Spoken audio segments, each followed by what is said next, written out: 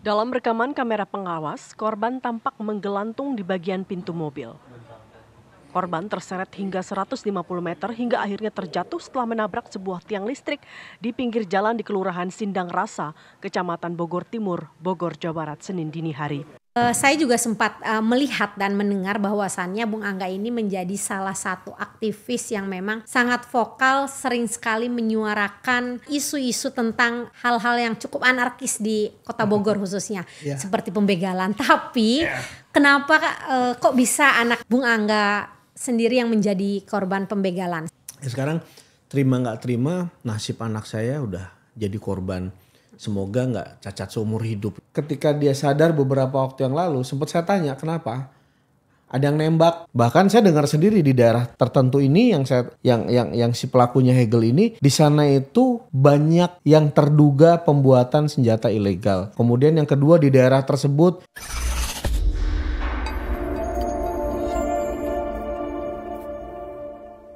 Halo Pemuda Indonesia, kembali lagi di podcast Rumah Pemuda, podcastnya para pemuda. Salam pemuda, speed, smart, dan solid. Baik, pemuda Indonesia semuanya, pada kesempatan malam ini kita kedatangan narasumber yang cukup luar biasa. Kalau saya biasa panggil dengan sapaan Bung Angga. Nah, Bung Angga ini luar biasa, keren sekali. Beliau ini seorang aktivis juga. Beliau salah satu sekretaris jenderal organisasi salah satu pahlawan nasional, dan beliau juga sekaligus sebagai pendiri organisasi tersebut. Bung Angga ini juga sebagai konsultan IT di beberapa kepolisian daerah. Selain itu juga beliau sebagai pendiri gerakan musik Maharia. Nah, tidak terhenti di situ, ternyata beliau juga sebagai salah satu sekretaris jenderal Ormas Kebudayaan di Kota Bogor. Wah, luar biasa ini. Gimana kabarnya, Bang? Baik. Alhamdulillah. Ternyata setelah kita spill nih beberapa pengalaman, dan memang beliau juga masih menekuni di beberapa ormas. Ini ada ormas sebagai pendiri gerakan musik Maharia, apa tuh? Ya, musik pemersatu bangsa. Oh, musik pemersatu bangsa, luar biasa. Mungkin nanti kita bisa juga ikut serta ya Bang. Meskipun saya ini bukan pemusik dan juga bukan budayawan, apalagi kalau suruh nyanyi gitu kan nggak bisa. Tapi memang komunitas tersebut apakah khusus komunitas untuk para vokalis atau memang pemuda-pemuda atau masyarakat yang memang cinta akan negara kita ini? Oh ya, langsung dijawab. Yang mempersatukan kita 28 Oktober 1928 apa? Yang mempersatukan pemuda saat itu. Selain daripada rapat besar atau kongres. Dari putusan kongres yang kedua itu lahirlah identitas yang sangat luar biasa. Salah satu musisi sekaligus wartawan juga yang bernama Wage Supratman berhasil menciptakan lagu Indonesia Raya yang bukan Indonesia saja tapi ada kata Indonesia Rayanya. Itu yang sangat luar biasa, dan dengan lagu itulah dipersatukan seluruh anak negeri untuk menyanyikan, dan dari nyanyian tersebut menginspirasi untuk lahirnya sebuah kemerdekaan. Cukup nasionalis ya. Nah, kalau menjadi salah satu sekretaris jenderal juga di organisasi kebudayaan katanya yang ada di Kota Bogor. Dalam artian Bung Angga ini kan salah satu pemerhati kebudayaan juga. Nah, tentunya ketika kita berbicara kebudayaan juga itu memiliki identifikasi bagaimana untuk menjaga dan melestarikan serta bisa mempromosikan budaya-budaya yang memang hari ini juga kita ketahui bahwasannya mungkin banyak sekali anak-anak muda yang sudah lupa akan budaya dan lain sebagainya. Nah, apa sih langkah ataupun cara Bung Angga itu sendiri untuk memancing ataupun memberikan stimulus kepada anak-anak muda yang hari ini memang sudah agak sedikit lupa akan budaya-budaya lokal seperti itu? Oke, kalau menurut saya kata-kata Mbak tadi tentang menjaga dan melestarikan itu adalah sifat seorang kesatria, patriot Indonesia. Artinya mau entah itu laki ataupun perempuan, dia mau menjaga dan melestarikan itu hal yang sangat luar biasa. Memang yang tadi Mbak bilang, gimana sih caranya untuk menstimul adik-adik kita atau mungkin teman-teman kita sendiri. Ya berawal dari kita sendiri dulu. Kita yang memang harus punya sumber daripada sejarah-sejarah itu, sumber yang memang betul-betul benar sumbernya. Jadi bukan berdasarkan budaya itu dari budaya yang katanya, yang menurut kepercayaan orang-orang situ, tapi memang betul-betul ada sumber sejarah yang memang harus kita gali, yang harus kita kaji agar sejarah tersebut tetap terjaga dan terlestarikan. Jadi memang sekarang udah sangat dibilang langka ya anak-anak sekarang, apalagi dibilang Gen Z itu untuk mencintai budaya dan sejarah tuh bagi saya sih cukup PR berat buat kita semua yang memang terangkum di dalam satu kesatuan kita di kepemudaan ini, memang yang harus selalu lahir di dalam diri kita sendiri untuk tetap mencintai budaya dan dan Indonesia itu sendiri. Memang nggak mudah, tapi itu harus. Memang nggak enak, tapi itu harus tetap supaya terjaga dan terlestarikan budaya kita. Oke, luar biasa ya. Mudah-mudahan ya, saya juga kan masih termasuk dari generasi muda. Kita senantiasa menjaga, melestarikan, dan ada satu lagi bisa mempromosikan budaya-budaya, khususnya budaya Indonesia. Ya. Baik, nah tadi kan sempat saya singgung kalau Bung Angga ini ternyata salah satu konsultannya IT di beberapa kepolisian daerah di Republik Indonesia ini. Nah ini salah satu kebiasaan, apakah hanya rekanan saja, apakah memang ditugaskan secara khusus gitu kan oleh kepolisian, apa memang Bung Angga juga masuk di dalam kepolisian tersebut? Oke, mengenai hobi yang memang ternyata ya ada beberapa abang-abang kita yang memang udah sukses menjalankan tugasnya di kepolisian. Terkadang menginspirasi saya juga, ini abang ini sebetulnya kok menjabat sebagai ini, bisa kita bantu untuk membuat sebuah terobosan-terobosan terutama yang memang mengedepankan tentang digitalisasi yang tadinya serba analog menjadi transformasi digital. Nah di situ ada kesempatan, sebetulnya nggak saya aja, banyak juga teman-teman lain yang memang jadi konsultan, yang menjadi dari tim IT-nya sendiri, kemudian yang jadi programmer di Polri juga banyak. Kalau saya memang kebetulan kenal dengan beberapa kerabat yang memang beliau saat ini memang menjabat di bagiannya. Nah setiap saya memberikan sebuah kalau mungkin orang sakit mungkin obat ya. Nih saya punya obat ini, ternyata ketika dipakai dan diimplementasikan di kedinasan ternyata berjalan, dan itu yang memang membuat sampai saat ini saya tertantang untuk memberikan terobosan-terobosan terbaru, memperlihatkan kemajuan teknologi-teknologi yang dimiliki oleh institusi Polri ini.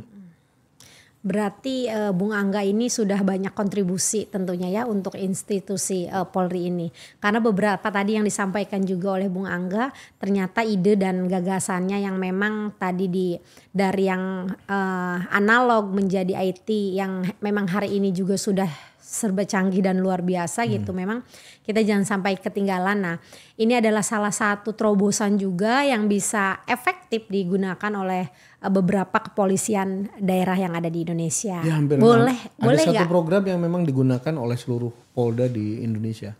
Boleh di-spill gak itu programnya? Program apa? Salah satunya pencarian teroris. Pencarian teroris, Ya, luar biasa. pencarian teroris, kemudian ada lagi pencarian data-data kendaraan yang kita kerjasama dengan Korlantas Polri beberapa tahun yang lalu. Kemudian kita pernah juga bikin satu aplikasi yang dipakai oleh beberapa website terkenal, dan itu yang awalnya kita create sampai waktu pertama kali kita merancang adanya Etle.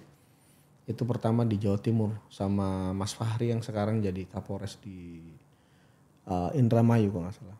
Jadi ya kita sempat bikin media center, kemudian kita dari berita-berita yang tidak tertata di Polri menjadi satu gateway, satu portal, itu sempat kita alamin semuanya.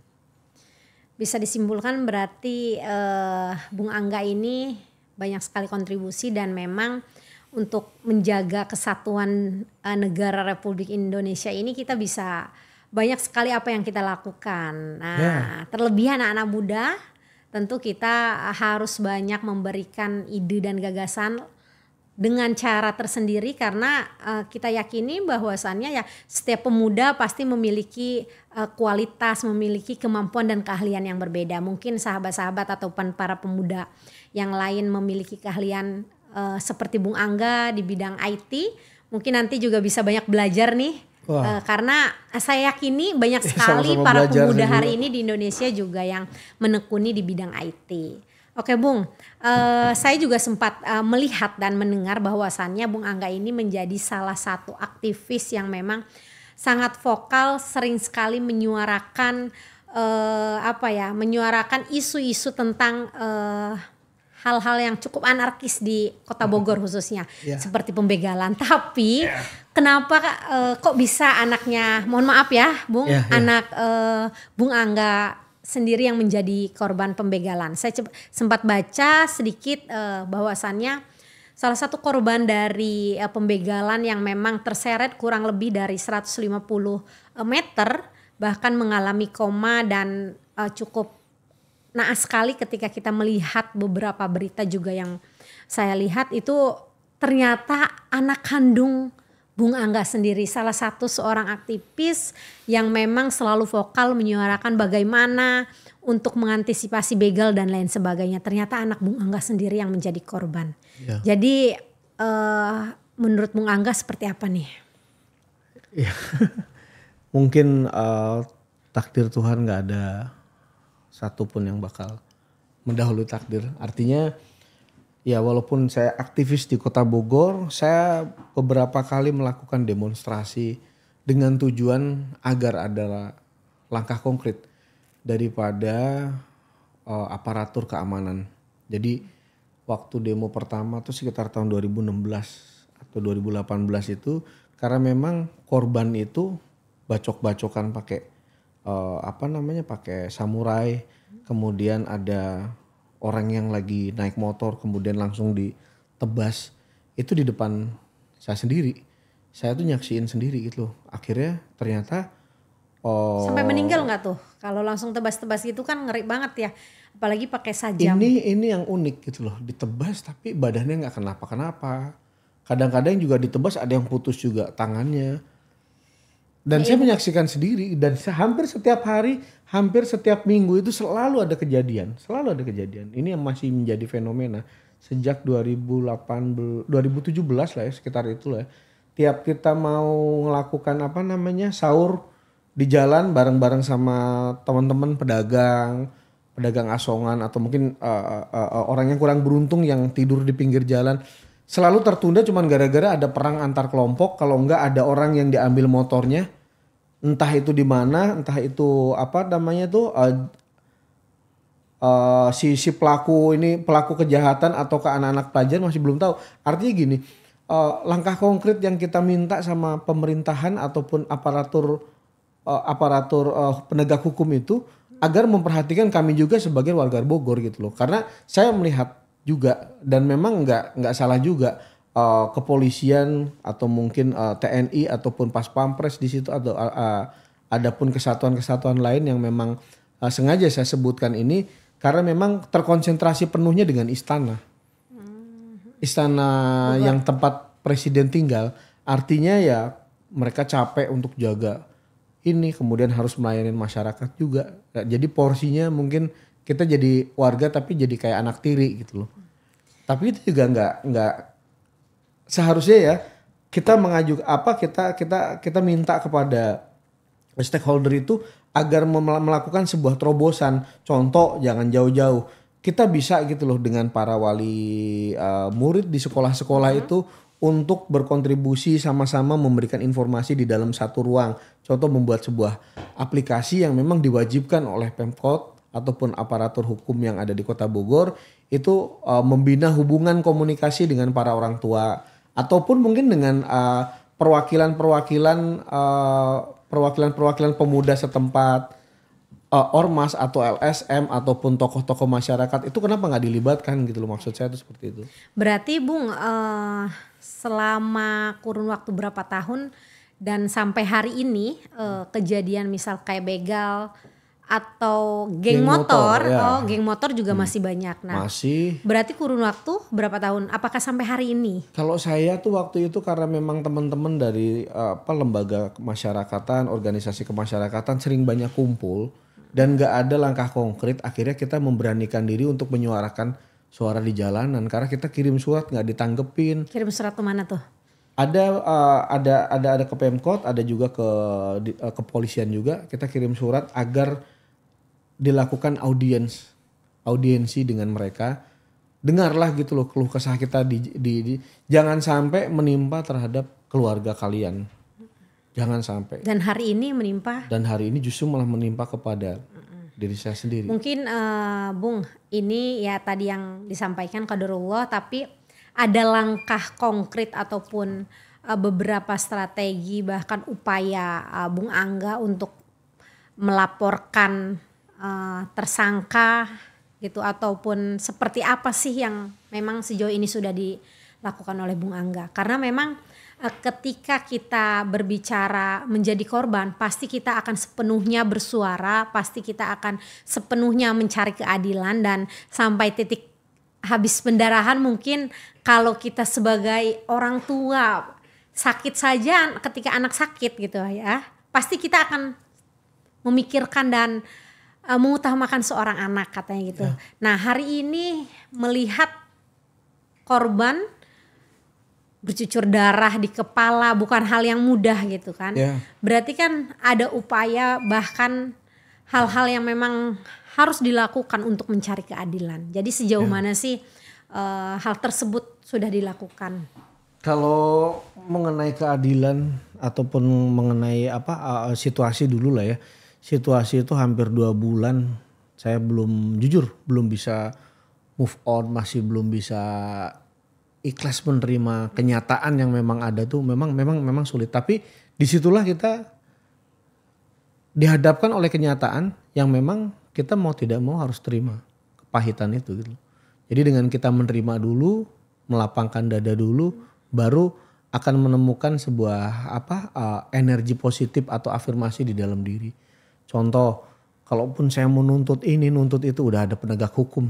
Dan saya mengapresiasi kawan-kawan kepolisian di Polresta Bogor yang sejauh memang ini luar biasa. Maaf saya akan sejauh ini tindakan dari penegak hukum itu sendiri apakah sudah mendapatkan keadilan atau ada hal-hal yang memang membuat kita biasanya kan banyak sekali yang sebetulnya sudah ditangani oleh penegak hukum. Tapi ada hal-hal yang cukup gamang gitu tuh yang masih kita tidak bisa terima dengan keputusan penegak hukum tersebut. Ya sekarang terima nggak terima nasib anak saya udah jadi korban. Semoga nggak cacat seumur hidup itu aja, itu satu. Kemudian yang kedua dengan melihat kesembuhan yang setiap hari mulai bertambah, bagi saya lebih memprioritaskan itu ketimbang saya ribut. Ini kok kurang ini, penyidikan kurang ini. Saya jujur aja dengan proses, karena kebetulan mobil ini mobil kredit. Dan memang saya sudah pastikan. Mobilnya apa tuh? Kok saya sebutin mereknya Trailblazer tahun 2017. Dan itu keren memang. Ya, mobil keren lah. Ya, anak-anak sekarang kan pengennya mobil yang gede-gede begitu. Saya juga nggak tahu gitu loh kok dia pengennya mobil yang seperti ini. Usia berapa? 20 tahun. 20 tahun. Ya. Kalau 20 tahun ya wajar ya. Sudah punya SIM juga maksudnya kan seperti itu. Ya dari langkah konkret teman-teman di kepolisian sih saya lihat udah luar biasa ya. Cuman justru ini kita berbenturan, artinya benturan tuh gini, kita belum menemukan kesepakatan dengan salah satu leasing besar. Oke, karena ternyata pada faktanya setelah kita menelusurin langsung, itu karena dia ini kan belinya second bukan mobil baru. Oke, atas nama sebelumnya itu ada teman-teman, saya nggak bisa sebutin ya di institusi apa. Yang jelas ini menyebutkan, Mas, itu datanya ternyata fiktif. Orang tersebut itu nggak ada. Nah pertanyaan saya, kok bisa gitu loh, orang di leasing, beli mobil, ngredit mobil kok pakai data fiktif, kok mobilnya juga keluar juga gitu loh. Ini juga masih dalam proses penyelidikan dari pihak kepolisian sampai saat ini. Berarti ketika korban pembegalan, beliau posisinya memang sedang di jalan mengendarai mobil atau sedang terhenti? Dalam artian ketika terhenti kan berarti kunci ataupun kunci itu ada di dalam mobil. Nah kalau memang beliau sedang mengendarai, berarti kan menggunakan sajam atau diancam dan lain sebagainya. Ini juga penting mungkin para pemuda juga agar tetap berhati-hati, tetap waspada. Dan saya juga sendiri pada akhirnya kok ngeri sekali ya yang dibegal ini mobil gitu. Malam-malam biasanya kan saya pulang nih Jakarta ke Banten tengah malam bawa mobil sendiri. Meskipun memang saya juga sempat Mas mengalami seperti diintai oleh orang dari belakang, dan pada akhirnya ketika saya tetap berada di jalur kanan, di jalur tol, nah dia nyalip saya ke depan dan menabrak mobil depan saya disengajakan. Ini khawatir kan mungkin waspada indikasi-indikasi pembegalan di dalam tol dan lain sebagainya. Jadi ya teman-teman para pemuda juga harus tetap waspada karena memang hari ini kejahatan terjadi dimanapun, kapanpun, dan banyak sekali jenis-jenis kejahatan kriminal yang memang hari ini yang kadang di luar prediksi kita gitu. Jadi tetap waspada dan tetap hati-hati. Kronologinya seperti apa itu? Si Hegel itu mau berangkat ke Bali sama. Hegel itu siapa ya? Hegel itu anak saya. Oh namanya korban. Hegel. Hegel filsuf Nusa Anggara, ya filsuf Jerman. Jadi Jerman. Mau beli bensin, mau isi solar karena memang jam segitu tuh kosong. Terus yang keduanya kita memang mempersiapkan diri itu siangnya mau berangkat ke Bali. Jadi saya suruh isi dulu Dex. Saya suruh isi dulu Dex dia di Tajur. Nah kebetulan tuh memang dia ketemu sama temen lama. Jam berapa itu, Bung? Sekitar jam 2-an. 2 siang? Jam 2 malam. 2 malam. Ya karena memang kan kita enakan berangkat subuh kan kalau mau ke Bali itu. Jadi pas lagi parkir, dia lagi entah ngopi, makan lah itu ya. Tiba-tiba ngelihat mobilnya nyala. Nah ketika mobil nyala pertama itu, Hegel masih pegang kunci. Dipencet kuncinya tuh. Artinya aman gitu kan dia. Rupanya beberapa menit kemudian mobil itu langsung nyala, langsung lari. Karena memang jarak mobil dengan Hegel waktu parkir itu gak terlalu jauh, dia lompat. Lompat ke pinggir jendela, ke atas tuh tangannya. Karena kan ada rak di atas mobilnya itu, jadi dia pegangan di situ. Nah sambil dia teriak-teriak maling, itu tangannya itu sampai sekarang kan jahitannya masih ada di tangan. Mukulin kaca dengan harapan tahu mungkin gitu, ini ngapain gitu loh bawa mobil saya. Itu sampai keseret kurang lebih 150 sampai 200 meter pun dia pun nggak sadar. Jadi badannya tuh habis diserempetin ke tembok.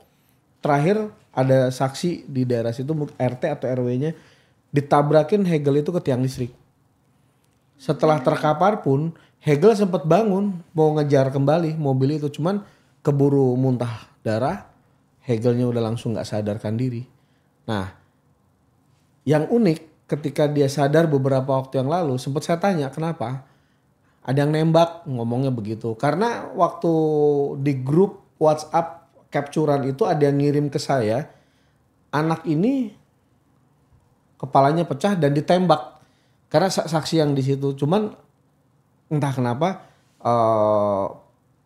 bukan saya bilang teman-teman polisi nggak ngembangin ya. Cuman ya mungkin supaya cepat dulu diproses dulu yang ada, itu nanti mungkin buat penambahan berkas-berkas yang memang sesuai dengan saksi sama korban kan gitu kan. Hegel dengar ada tembakan sebanyak 2 kali.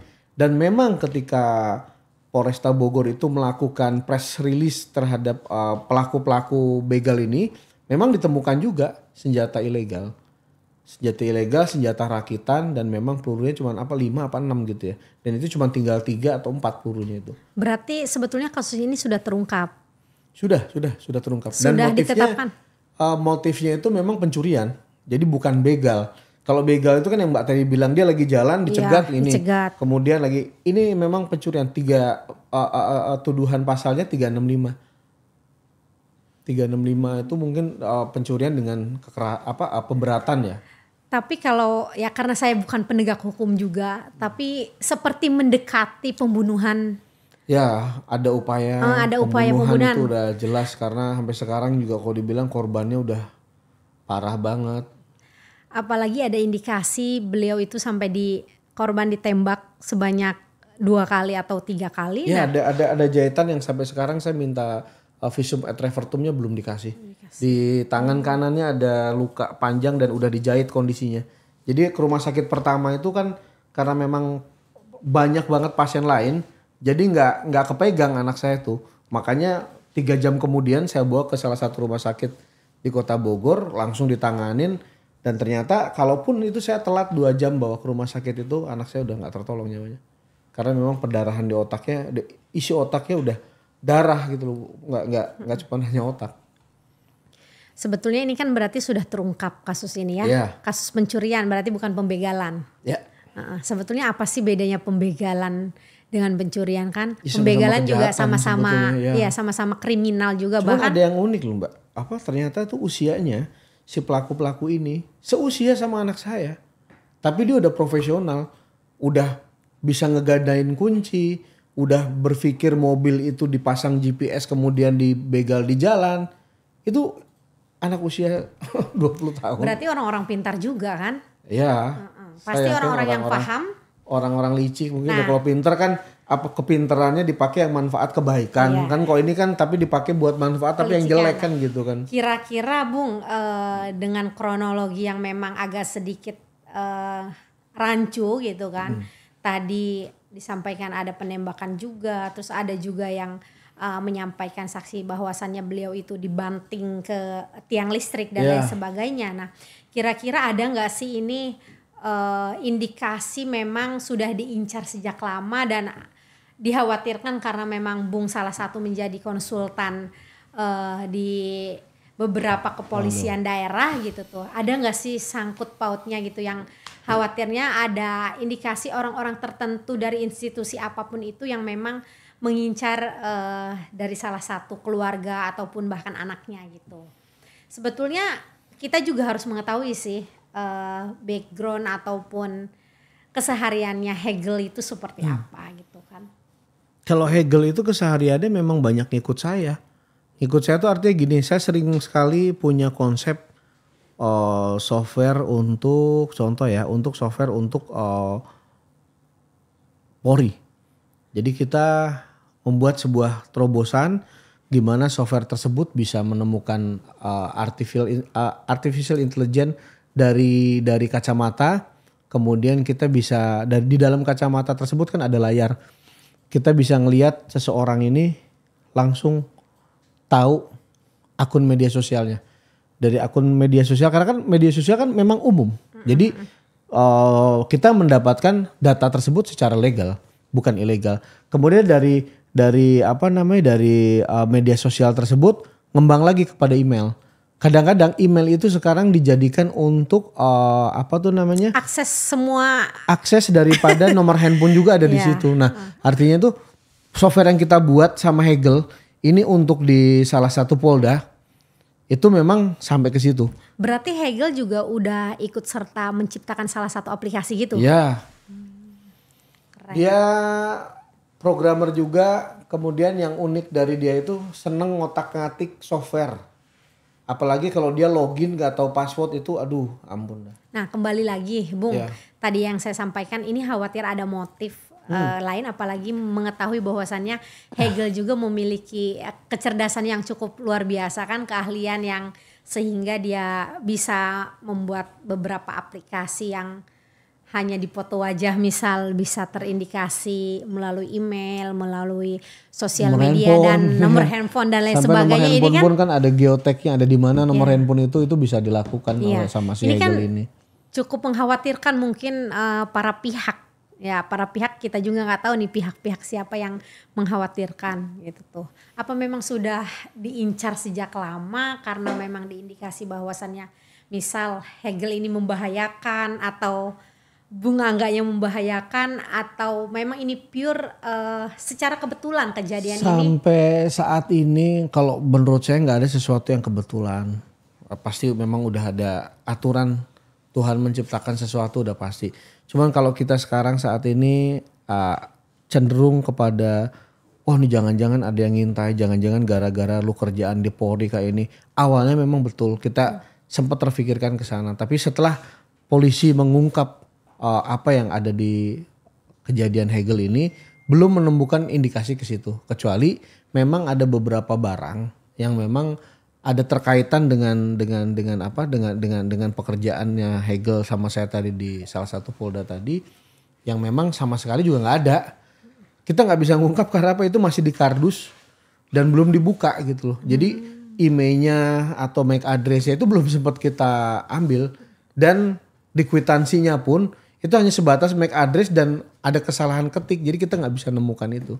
Nah artinya itu bersama kendaraan itu juga hilang tadinya. Cuman setelah kendaraan ini ditemukan, saat ini kami masih belum bisa nyari-nyari ada barang Hegel apa aja karena memang dalam penguasaan sebagai barang bukti di Polresta Bogor. Artinya yang Mbak tadi tanya ada nggak unsur kesini, awalnya saya berpikir juga seperti itu. Tapi setelah kita ngelihat ternyata anak-anaknya usianya kayak Hegel.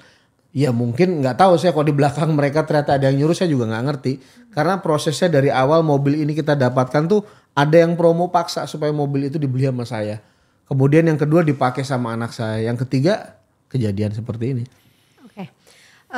Atas kejadian tadi yang beberapa yang disampaikan itu kan cukup mengerikan dan sudah terungkap. Ada nggak sih satu bukti yang memang meyakini bahwasannya ya beliau itu betul ditembak atau beliau itu hanya dibanting saja ke tiang listrik? Mungkin kan kalau di jalan raya itu biasanya ada CCTV. Apakah itu sudah terungkap juga? Nah, karena ini mungkin bisa menjadi satu dari sekian bukti bahwasannya ya korban ini mengalami beberapa kekerasan gitu kan, sehingga kriminalisasi penembakan gitu. Kalau penembakan itu menurut keterangannya Hegel sendiri pertama, kemudian yang kedua melihat luka yang panjang di sebelah kiri itu luka yang diakibatkan, kalau saya lihat itu benda tajam, entah tapi itu ditembak apa enggak. Karena yang jelas begitu polisi nangkap si pelaku itu pistolnya ada. Nah tinggal nanti ya pengembangan polisi lah. Berarti sampai apa. hari ini belum sampai ke tahap pengembangan? Belum nyampe ke situ. Karena memang si sales yang mengaku dirinya sales Chevrolet tadi udah ditangkap. Kemudian yang ngejual ke salesnya ini udah ditangkap juga. Kemudian yang sengaja metik atau ngambil mobilnya Hegel juga udah ditangkap juga. Cuman masih ada memang yang masih dinyatakan buruan oleh kepolisian, dan ini sampai sekarang saya masih belum dapat. Udah olah TKP tapi? Olah TKP, waduh. Waktu pertama mungkin udah ya, waktu pertama-tama. Karena saya waktu Hegel kejadian itu saya sempat ikut polisi ikut ngambil bantu rekaman CCTV-nya warga itu.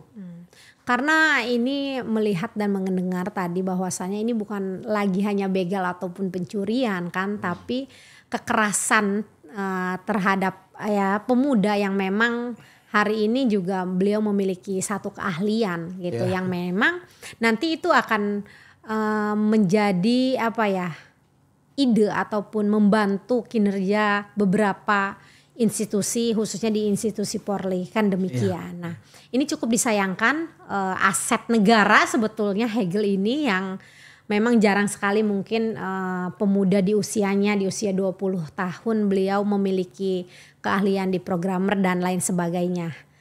Nah oke, Bung, selain itu juga mungkin hari ini juga ada apa sih harapan dari Bung Angga setelah melihat kejadian yang menimpa ya anak kandung sendiri gitu kan, menjadi korban, selain korban pembegalan ya bisa disebut pembegalan atau pencurian juga ini, kalau memang betul Hegel itu ditembak berarti kan ini ada kekerasan juga gitu. Ya, upaya pembunuhannya jelas. Ya. Saya rasa ketika ada upaya pembunuhan berencana, sebut saja ya seperti itu, ini adalah ada motif lain yang memang itu sudah bisa jadi sudah direncanakan dari jauh-jauh hari seperti itu. Seperti diintai mungkin keberadaan Hegel juga di mana dan seperti apa. Dan itu kebetulan jam 2 malam Hegel ngisi solar. Iya, dan pada itu akhirnya kejadiannya itu bukan di jalan besar loh Mbak ya, di dalam gang kecil. dalam gang. Yang cuman muat mobil satu. Jadi kalau ada motor itu ya mungkin motornya ngalah gitu loh. Tapi pelaku itu senekat itu. Nah itu yang luar biasa yang saya sendiri sampai sekarang belum nyampe. Kok senekat itu anak, dan saya juga nggak nyangka juga ternyata saya punya anak nyalinya sebesar itu juga. Mempertahankan haknya, mempertahankan yang memang apa ya, nantinya kalau mungkin dia nggak fight kayak gitu bisa jadi mungkin takut papa marah atau apa, dia lebih memilih untuk fight.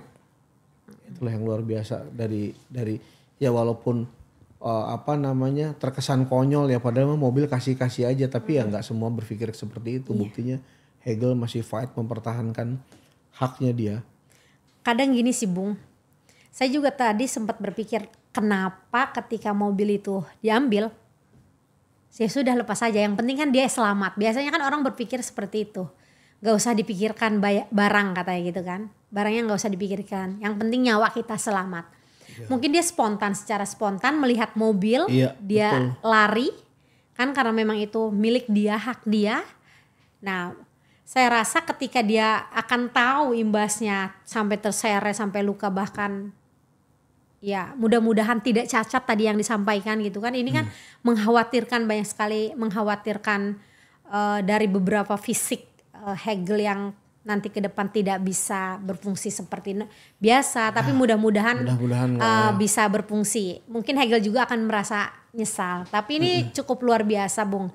Mungkin pembelajaran untuk anak-anak muda hari ini, bagaimana kita harus tetap menjadi ya pemuda yang memang mampu menjadi bisa dikatkan nanti ya. Oke Bung, mungkin ini juga menjadi salah satu pelajaran dan edukasi untuk para pemuda Indonesia, bagaimana pentingnya keselamatan dan juga bagaimana kita juga harus sama-sama memberantas begal ataupun pencurian. Apalagi sekarang ini maraknya geng-geng motor yang udah nggak karu-karuan. Setiap malam, tengah malam, biasanya itu terjadi di atas jam 12 malam. Iya, rata-rata jam segitu. Rata-rata. Nah kita juga mungkin sebetulnya harus menghimbau kepada penegak hukum yang tadi juga disampaikan di awal seperti di Bogor. Apakah memang para penegak hukum ini, mohon maaf seperti TNI, Polri dan lain sebagainya, apa hanya memfokuskan terpusat pada istana saja yang memang dijaga secara ketat gitu kan. Yang sebetulnya seharusnya juga di semua pelosok, di semua lingkungan, bahkan di jalan-jalan juga itu ya, ketika kita berbicara seharusnya ada patroli 24 jam kan, bisa di rolling gitu ya, bisa di rolling misal dari pagi 8 jam per 8 jam. Dari pagi sampai jam 8 malam itu ada bagiannya rolling gitu kan. Nanti dari jam 8 malam sampai pagi juga ada yang patroli. Tapi sepertinya di Kota Bogor sendiri itu tidak terjadi ya patroli. Sebetulnya patroli juga ada, cuman ya itu tadi patrolinya di sini, kejadiannya di sini. Dan jam berapa patrolinya, kejadiannya jam berapa. Artinya seharusnya penegak hukum di Kota Bogor ini bersinergi lah dengan masyarakat itu sendiri, khusus untuk nanganin masalah ini. Gimana caranya di kampungnya gak terjadi tawuran antar geng motor lah, geng apa, pokoknya gimana caranya biar tidak terjadi tawuran itu. Ya itulah gunanya mereka jadi pemerintah kan sebetulnya. Bagaimana melakukan sebuah terobosan, di mana ada keinginan pasti di situ ada jalan. Saya yakin kita aja juga yang LSM, ormas dan aktivis itu pun sempat nyinggung, kenapa nggak kita yuk keliling yuk patroli kayak dulu, siskamling kah atau ronda keliling kah, gantian dari warga satu ke warga lain. Kenapa sih nggak Polres waktu itu ya, saat itu kenapa sih nggak bikin polisi honorer, penghargaan kepada tokoh masyarakat di situ diangkat menjadi polisi honorer. Atau mungkin pemuda-pemuda itu diangkat jadi polisi honorer, kan bisa. Terobosan ini banyak sekali ya kita lakukan. Mungkin sebetulnya ini dibutuhkannya kolaborasi dan sinergitas antara sinergitas antara institusi. Karena gini Mbak, anggota geng motor ataupun pembegal itu saya terbukti pencuri dan begal itu aja usianya masih usia saya bilang baru 20 tahun, usia yang memang nggak masuk akal saya gitu loh. Kok 20 tahun udah berani ngerampok, udah berani apa? Apalagi lu nanti umur 40 sampai 45 apa yang lu lakukan gitu loh. Dan ternyata anggota-anggota geng motor pun anak-anak yang baru lulus sekolah, bahkan anak sekolah itu sendiri. Maaf ya Mas, itu ketika tersangka sudah ditetapkan, sudah teridentifikasi belum sampai hari ini? Khawatir ya pelaku itu memang berasal dari kota tersebut, apakah memang ekspor dari beberapa daerah yang memang melakukan kejahatan di Kota Bogor? Memang tinggalnya di Kota Bogor, cuman hampir semua pelaku, cuma satu yang enggak ya istrinya, berasal dari satu pulau yang memang ya maaf nanti kalau saya berbicara nama nanti terkesan bahwa pulau di daerah ini isinya rampok, maling, bahkan saya dengar sendiri di daerah tertentu ini yang si pelakunya Hegel ini di sana itu banyak yang terduga pembuatan senjata ilegal. Satu. Kemudian yang kedua di daerah tersebut sampai ke luar negeri pun dia menjadi seorang maling pun di kampungnya itu memang biasa. Cuman saya nggak mau buka kampungnya apa, daerahnya apa, nanti saya bicaranya Indonesia masalahnya ya. Dan buktinya memang orang-orang sana kalau dia mau keluar negeri pun, mau jadi maling sekalipun di luar negeri, di kampungnya tuh diselamatin dulu. Berdoa dulu seolah-olah orang ini meninggal. Dan ini saya dengar dari orang-orang sana sendiri gitu loh. Dan memang dari tokoh masyarakat sendiri yang ngomong kayak begitu sumbernya. Sudah ada sindikat tersendiri mungkin? Apa ya, saya nggak berani juga bilang sindikat. Karena sindikat itu yang tahu tuh kan sebenarnya kepolisian. Tapi kalau ngelihat kejadiannya Hegel betul. Ini sindikat besar masalah mobil, terutama mobil-mobil yang maaf ya, yang kontradiktif, mobil yang memang dihasilkan dengan cara tidak hormat. Contoh, kita pengen pakai mobil tapi ternyata mobil tersebut adalah mobil milik leasing yang memang kita koordinasi sama leasing agar bisa dipakai. Atau mobil yang dibilang sekarang itu mobil separo yang cuman ada STNK-nya doang. Ini kan sebetulnya kan kalau memang kita mau rapihkan ya rapihkan sekalian semuanya gitu. Tapi kan ternyata kan sampai saat ini leasing pun ketika saya tanya atas namanya bisa nggak kita hadirkan untuk take over resmi, ternyata juga masih kesulitan.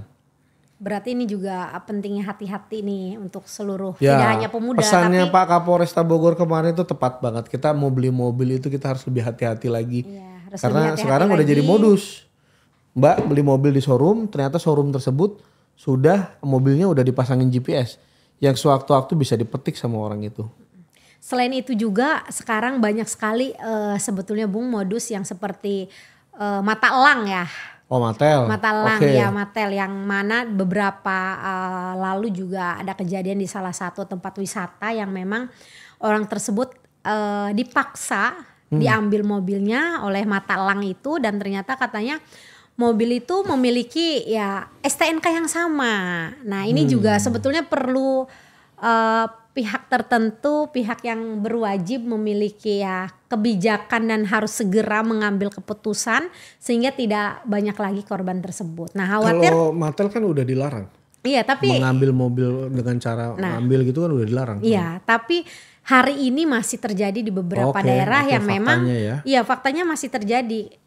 Beberapa daerah secara paksa diambil kendaraannya, mobil, motor gitu. Ini kan kadang kita sendiri kalau saya sebagai korban perempuan sedang bawa mobil misal diambil berhentikan, mungkin saya sudah melihat orang yang mengambil mobilnya aja biasanya kan tinggi-tinggi badannya. Mohon maaf ya. Besar-besar gimana kita udah shock sendiri, udah takut sendiri. Nah, yang dikhawatirkan juga ini ada kerjasama dengan pihak tertentu yang memang ini tadi mungkin bisa nanti diubah nama ataupun dijual kembali gitu kan. Ini banyak sekali sebetulnya modus-modus yang memang cukup kriminal. Seperti kemarin juga kita mendengarkan bagaimana bos showroom, bos rental gitu. Bos rental juga sampai menjadi salah satu korban yang meninggal dunia lagi kan. Ini banyak faktor sebetulnya. Nah, tinggal bagaimana juga pihak yang berwajib juga bisa memberikan yang pertama tentu edukasi mungkin untuk masyarakat luas, dan tadi berbicara geng motor juga bagaimana juga khususnya di Kota Bogor ya Bung, seharusnya memberikan ya edukasi khusus untuk orang tua, yang mana juga orang tua juga bisa memberikan edukasi secara khusus kepada anak-anaknya. Karena saya yakin ketika berbicara geng motor di daerah tersebut, kebanyakan kadang ya mereka memang yang tinggal di daerah tersebut, misal geng motornya di Kota Bogor. Nah kebanyakan pasti anak-anak muda yang ada di Kota Bogor itu sendiri. Mohon maaf Bung, saya sebut label nih nama daerah. Nah begitupun mungkin di Jakarta, pasti itu anak-anak muda yang tinggal di Jakarta. Nah memang beberapa terakhir ini, bahkan sejak lama geng motor ini sangat menjadikan kita sangat resah gitu tuh. Iya, masalah kasus yang lagi viral sampai saat ini, walaupun kasusnya udah 2016 atau 2017, itu kan awalnya anak-anak geng motor. Anak-anak geng motor yang dulunya belum jadi ormas, sekarang kan udah jadi ormas, udah dilembagakan. Tapi ya sebetulnya ya awalnya asal muasalnya dari situ. Jadi kalau saya bilang itu adalah akumulatif daripada sistem, akumulatif daripada situasi yang memang tercipta. Artinya tercipta tuh gini, dengan segala macam bentuk ormas lah, bentuk regulasi yang ada lah. Sekarang bunga daripada tanaman itu ya kejadian-kejadian yang sekarang ini yang kita lihat adik-adik kita semua. Nah, yang paling penting daripada itu tadi ya, kita save dulu keluarga kita sendiri dulu, anak-anak kita. Kalau kemarin Hegel itu memang lepas jam 3, jam 2 tuh karena memang paginya mau berangkat sama saya. Memang mau ke Pulau Bali, mau pakai mobil gitu loh rencananya. Cuman ya namanya Malang, siapa yang bisa menghindar. Oke Bung, cukup menjadi pembelajaran untuk kita semua. Ya. Untuk saya pribadi juga, dan tentu ini menjadi pembelajaran untuk seluruh pemuda Indonesia. Nah, tetap berhati-hati dan tetap waspada tentunya. Yes. Dan berhati-hati kalau kita akan bertransaksi mobil. Ya, itu yang paling penting. Jadi jangan terlalu maksa lah, meskipun kita kadang kan mungkin di lobi-lobi tadi kayak Bung Angga ini sebetulnya di lobi secara halus ya, untuk bagaimana Bung Angga ini apalagi kan meyakini. Itu tersangkanya Ustadz. Nah, Ustadz katanya. Tersangkanya tuh Ustadz yang kita kenal kan. Sama Hegel juga udah kenal juga, ya sering ngasih masukan ini, dan Hegel pun ngerasa apa itu baik ya om ini.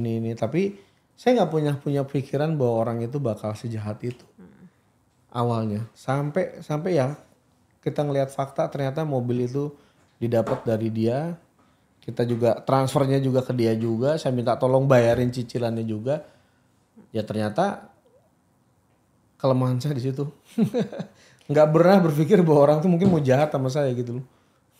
Oke Bung,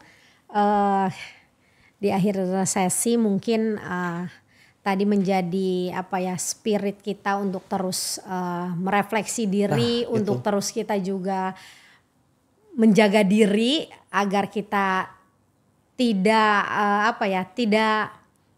menemui kasus-kasus ataupun terjadi pada diri kita sendiri. Bahkan ini kurang gimana lagi coba. Bung Angga ini salah satu aktivis yang selalu menyuarakan bagaimana kita harus memberantas geng motor, memberantas begal, pencurian dan lain sebagainya. Tapi qadarullah memang anaknya sendiri bisa menjadi korban pembegalan atau pencurian atau sedikitnya pembunuhan ya. Nah, upaya pembunuhan. Mungkin sesi terakhir closing statement dari Bung Angga sendiri, harapannya Bung Angga setelah melihat dan menjadi korban seorang anak, bahkan sudah berapa bulan ini Bung?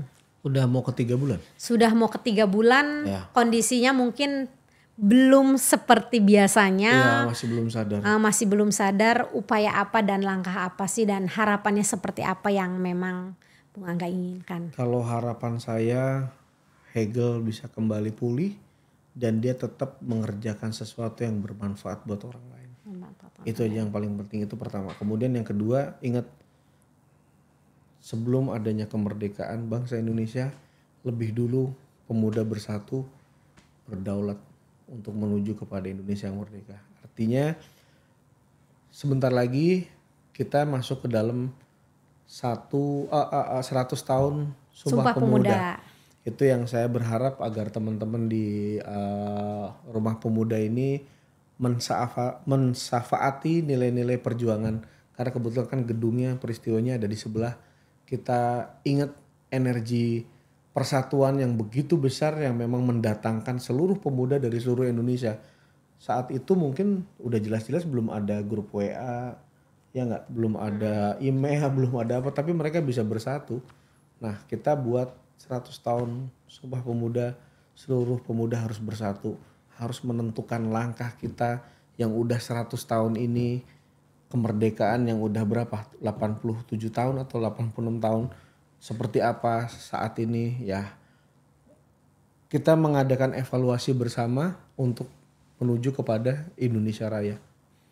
Oke. Nah, harapan saya cuma itu aja, nggak ada yang lain-lain. Oke Bung, terima kasih. Jadi tentu tadi yang disampaikan pastinya harapannya Ananda Hegel juga bisa sehat kembali, bisa beraktivitas seperti biasanya dan tentu bisa bermanfaat juga melakukan hal-hal yang tentu memberikan manfaat untuk sekeliling beliau. Khairun nas anfahum linnas, karena sebaik-baiknya manusia yang bermanfaat di dalam kebaikan bagi manusia lain seperti itu. Oke Bung, mudah-mudahan Ananda Hegel lekas sehat dan juga mudah-mudahan kasus ini bisa segera selesai dan terungkap sampai ke akar-akarnya. Terus semangat dalam memperjuangkan hak, terus semangat dalam memperjuangkan keadilan, karena sesungguhnya keadilan adalah hak kita bersama. Keadilan adalah milik kita bersama.